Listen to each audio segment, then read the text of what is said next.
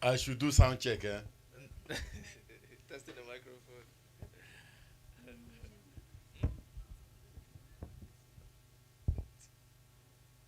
Oh, okay. Okay. Ah, okay. Fantastic. Fantastic. Fantastic.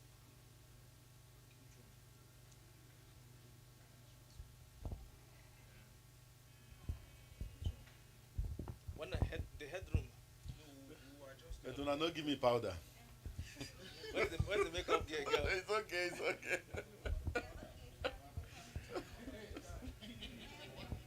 Can't be okay after all this kind of wahala of election.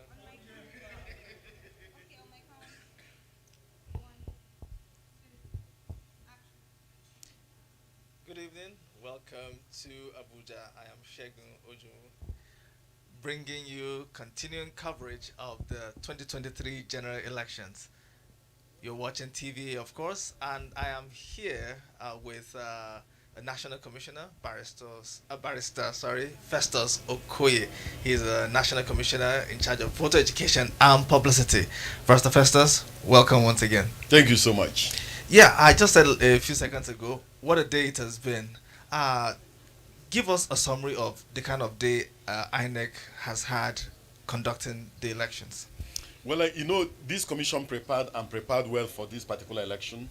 And you also know that we prepared under a very challenging circumstance. We prepared for this election under the shadow of insecurity in different parts of the country. We also prepared for this election within the context of some of the other challenges that the country is having.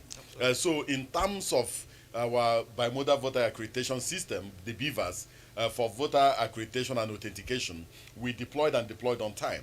And we also made sure that we tested it and it was fit for purpose. We also configured it and also did a test run and to be sure that the hardware and software upgrade we are carried out well. And so we are happy with the performance of the beavers throughout this particular election. We also printed and deployed the sensitive and non-sensitive materials on time. So that's the context in which this election was conducted. Yes, in so many of the polling units, polling opened quite early and on time. And you can see the enthusiasm and the engagement of the Nigerian people with the electoral process. In a few places, we had the security challenges, and also in a few places, there were some logistic issues and so on. And then in a few places, there were pockets of violence here and there. But overall, if you put this election in context, you will see that the Nigerian people engage this process and the Nigerian people have trust in the ability of the electoral management body to deliver free, fair, and credible election. Yeah, let's zero in on those areas, those few areas where you had security challenges. You know, the Yes. tendency, of course, is for those instances to be amplified. Yes. Even they say there's no news like bad news. Yes. So in those instances, what really went wrong? Why the people there feel let down by the security agencies? What do you think really happened in those places? Well, the type of challenge we thought we are going to have in in some of those places with what the chairman calls perennial security challenge did not occur. But what happened was that I think that the various security agencies dominated the environment and also made sure that they gave confidence to the people to go and vote.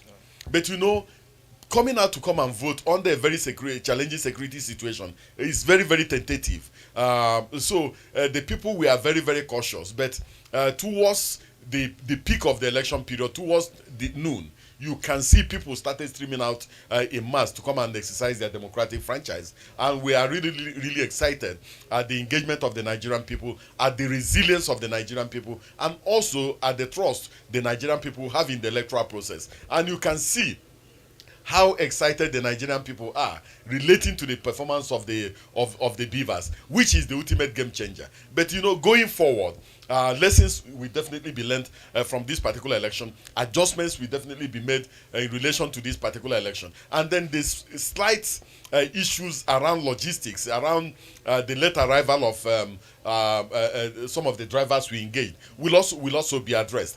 So I'm confident that going into the governorship election, that some of these pockets of challenges we had will definitely be addressed. Okay, again, the logistics issues that you just referenced there. Yes. I noticed that even in Abuja here, we had the expectation would have been that Abuja should like be different, but we still saw cars breaking down, materials not getting to locations on time, and as I was coming this evening, even in a place like Hogoma, voting was still going on, and that signifies that look, voting didn't commence on time, maybe due to logistics issues. Just speak to that, sir. You know, as I pointed out, for this particular election, the commission engaged over 138,000 vehicles and trucks. We engaged over 4,000 boats and canoes, and we also engaged over 88,000 motorbikes and motorcycles. These vehicles do not belong to the Independent National Electoral Commission. These vehicles belong to individual drivers. And so what we did was to get the Federal Road Safety Commission to profile the vehicles and certify them fit for purpose. You know, but certifying the vehicle fit for purpose does not presuppose that the vehicle can never break down. So in a few instances we had the breakdown. In a few instances we had some of the drivers we entered into contract with not turning up. But I think that the adequate lessons have been learnt, and then going forward, we are going to make adjustments in some of those places where we encounter some of these issues, and we are going to definitely address them. Right. Yes. If you look at the southeast, there was a concern there that voting might not even take place. Yes. With all the sit-at-homes or do not go out to vote. What are your thoughts about what is your assessment of what happened there? Eventually. Well, eventually, voting took place. Eventually, the people came out in mass. But some of the ad hoc staff were afraid. Some of the ad hoc staff pulled out. So it was later when they saw the enthusiasm of the people, when they saw that people came out in mass, that some of them reported back. Even some of the transporters or the drivers were also unsure relating to their vehicles. Some of them were calling high prices and changing the goalposts because of the security challenges on grounds that they may do one trip and lose their vehicles. So they were changing the goalposts, and that accounts for some of the late openings we experienced in places like Abia State and also in places like Imo State. Right. But we recover quickly, and based on the issues there, based on the fact that the elections did not start on time, the chairman of the Independent National Electoral Commission announced that in places where elections did not start at 8:30 a.m., that whoever is on the queue as at 2:30 p.m. must be allowed to vote, and until the last voter votes, that polling unit will not close. And that's what accounts for why some polling units are still open up to this particular point in time. Right. Again, scouring through social media, you see a lot of celebrities with the videos. There are some, of course, videos with some, doubtful origin. Yes. But there are some that, they were streamed live. And some of these celebrities, Nigerians, voters people with the voters card, expressed concern. In fact, some were actually chased out of their polling units.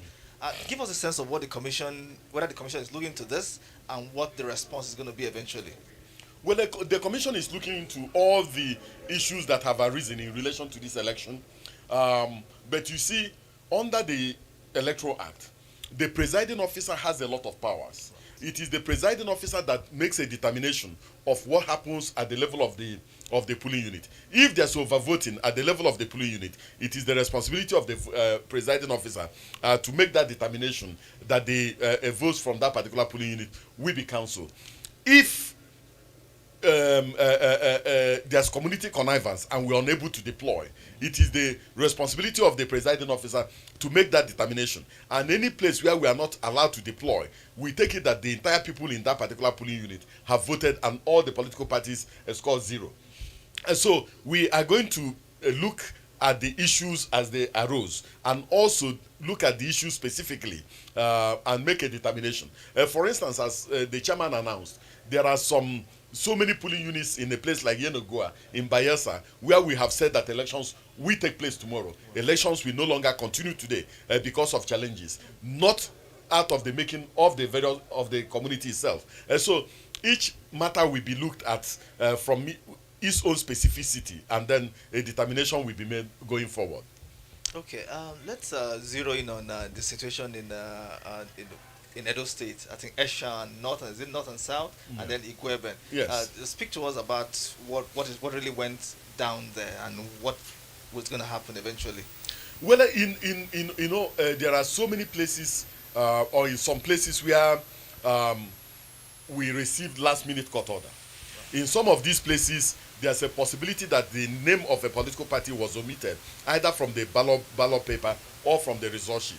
When such is drawn to our attention, we undermine the election, or we countermand the election, and then we do it on the 11th day of March 2023, when we are going to conduct the governorship and state assembly elections.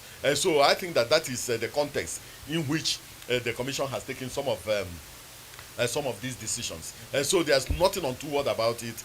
It is a normal occurrence in a huge election such as the one we have just conducted.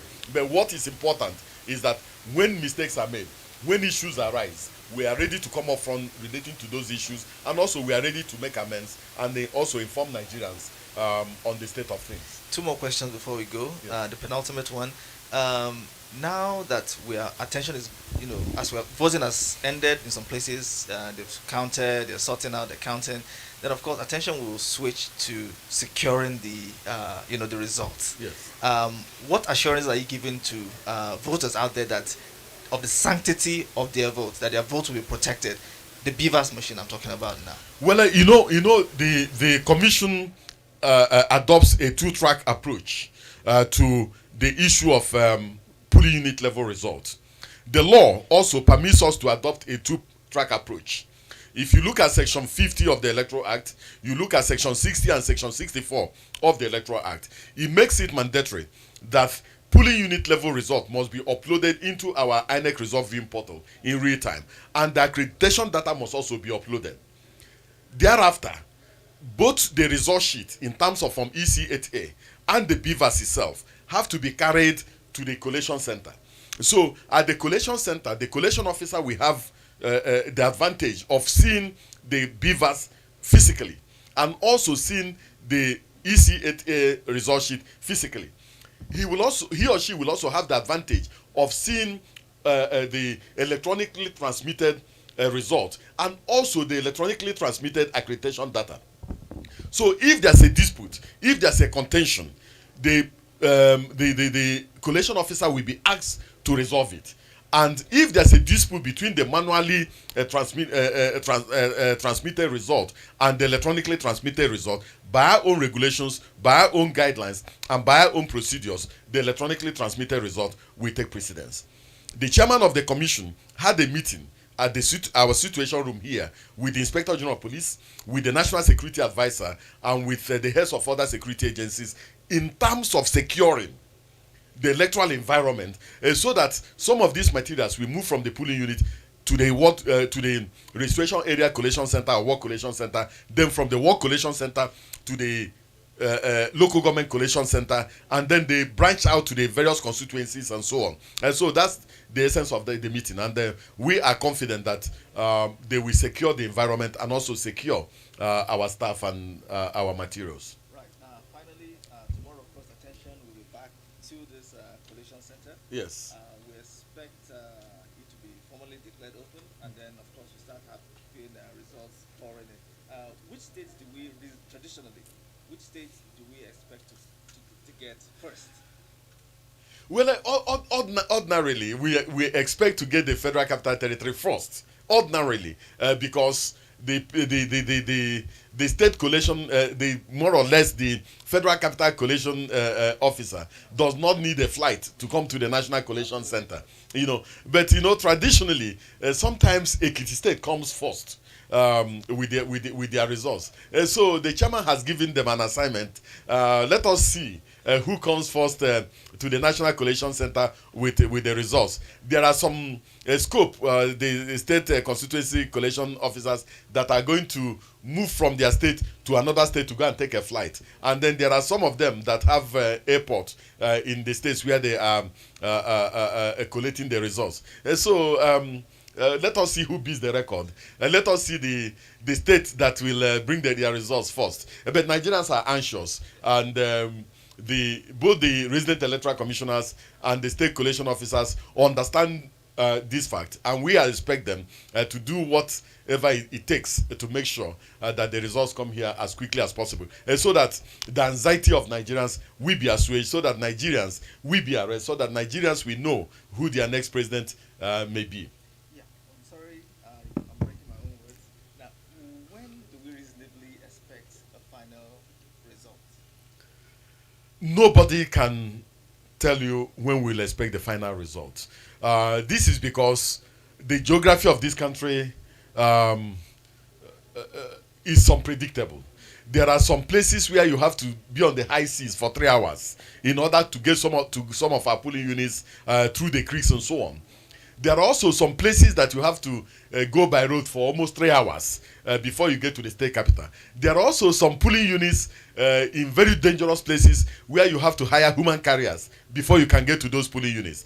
So all these polling units have to be cascade to the registration area collation center for the first level of results to be collected. It is after the first level is collected before the second level will be collected, and then it goes to the local government, goes to the state collation center before it comes to the national collation center. Let us hope that the results of the election will be declared as quickly as possible, so that Nigerians will have some closure in relation to who their next president will be. Vice Festus Okoye, thank you very much for being on the program. Essentially, Nigeria is a country waiting to exhale. Thank you very much for your time, sir. Thank you. Look forward to having you again at some point tomorrow. Thank you so much. All right, you're watching, or you've been watching TVA's live coverage of the 2023 general elections. We're back again with more interviews for you. Stay with us.